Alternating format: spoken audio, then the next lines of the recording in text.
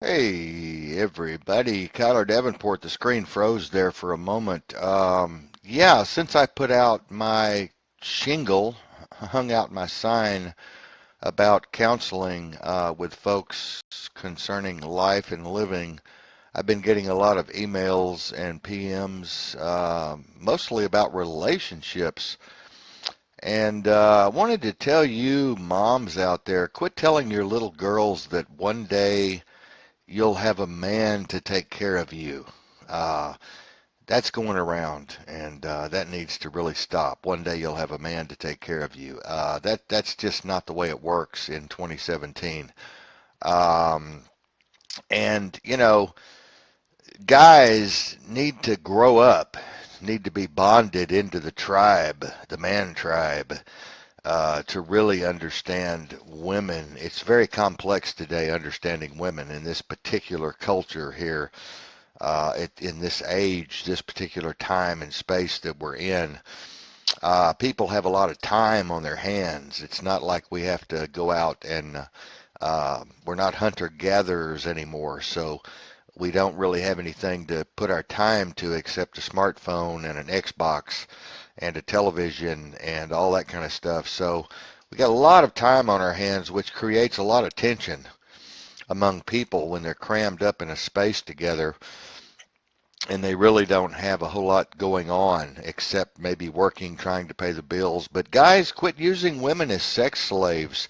My God, if you've got a good looking sexy thing there at home, stop using her for a sex slave. Have a relationship, have a real relationship with her. For God's sakes, if you can't do that, just move on and let her find someone that can treat her with the fullness that she needs to be treated, not just as a sex slave. Many of you men are doing this and don't even realize it, that have these sexy little things at home. And you're out working, making the bills. You feel like you can just come home and get a little and then go back and do whatever you want to do as a guy. And that's not a good relationship either. And women, stop using men as money trees. You're using these men as money trees, and then you're sitting at home masturbating 5 or 6 times a week. That's not a relationship. That's not a relationship at all. Just hang around the guy just to have a boat and a jet ski and a pool table and a ping pong table and a trampoline and a swimming pool and a nice house. That's not a relationship. That's no relationship at all. I'd rather live under a tree and be homeless and be happy than to live like that. My gosh.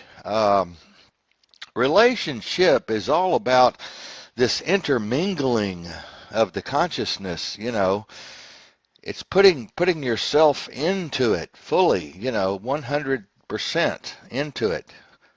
Relationship, really hard to grasp nowadays. Um, back when people had the farm to work, they had the cattle to work, the horses to work, the chickens to work, the goats to work, the pigs to work. They had the fields to work. They worked. They had something together to focus on besides themselves. And today it's all about selfie, selfie, selfie, me, So you got to be friends. That's right, Glenn.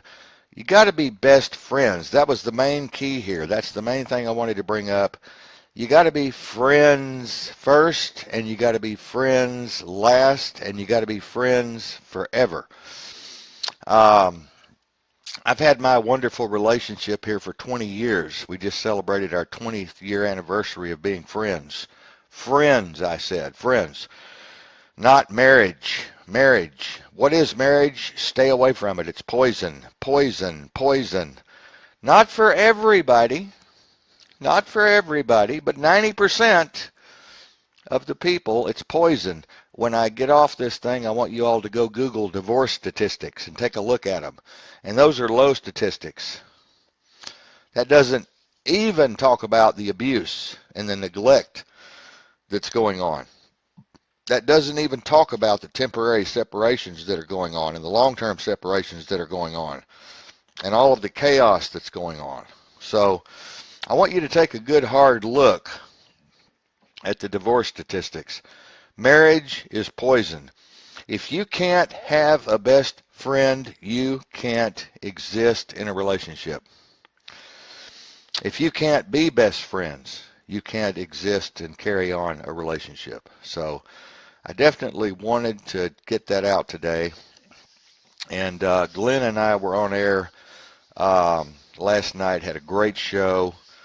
Um, Really enjoyed it, really enjoyed it, really enjoyed it. And we're going to have another great show Thursday night, and then Sunday night we're coming back on at 6 p.m. Pacific time. I'm really enjoying being on Facebook Live. I'm chewing this thing up. I'm using it, probably overusing it, but who cares? I might come on every 30 minutes, just use it up. It's a great program. It's the first great thing Facebook's done in a while is give us Facebook Live.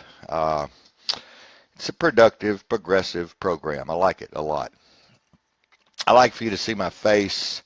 I like for you to feel my emotions. I like for you to see my eyes, in the camera. It's just much better than text all the way around.